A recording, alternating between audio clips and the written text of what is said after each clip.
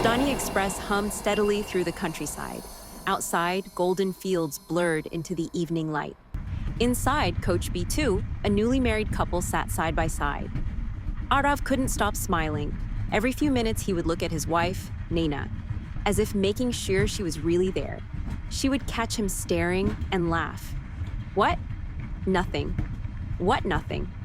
I just can't believe you're my wife. She rolled her eyes. You've said that 12 times today. It's still true. Across the aisle sat an elderly man dressed simply in a white kurta. His silver hair framed a calm face, and in his lap rested a worn, leather-bound book. He smiled every time he overheard their playful conversation. Hours passed. Dinner arrived. As the train rocked gently, Aarav accidentally spilled a little doll on his shirt. Naina burst into laughter. Oh, wow, Mr. Perfect, he laughed too. You think this is funny? Very. Soon they began teasing each other over tiny things. You always leave the cap off the toothpaste. You squeeze it from the middle. You never fold your clothes. You take forever to get ready.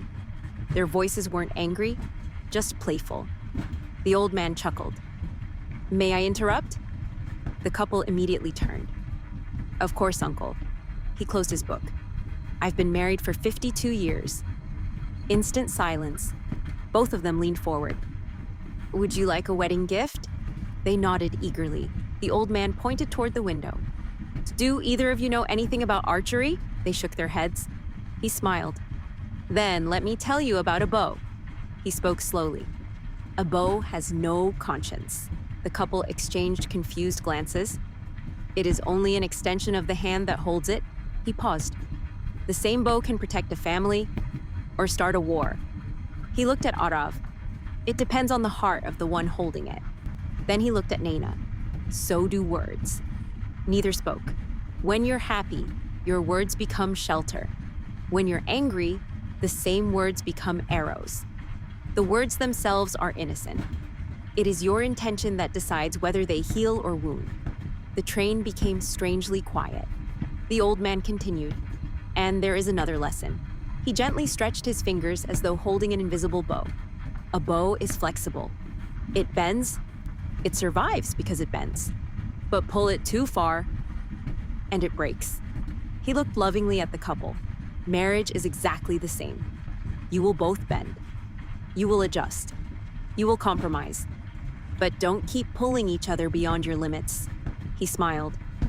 If she is tired, don't demand one more conversation.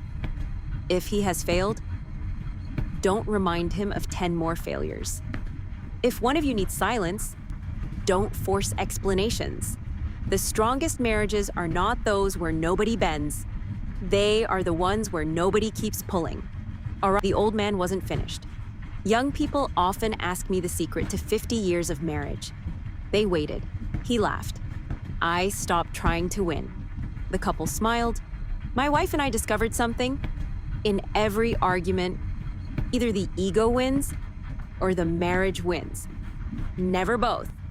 For several minutes, no one spoke. Only the rhythmic sound of the train filled the compartment. As dawn approached, the train slowed into a small station.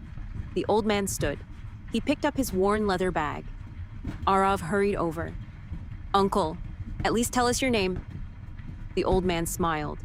My name doesn't matter, but promise me something. We promise.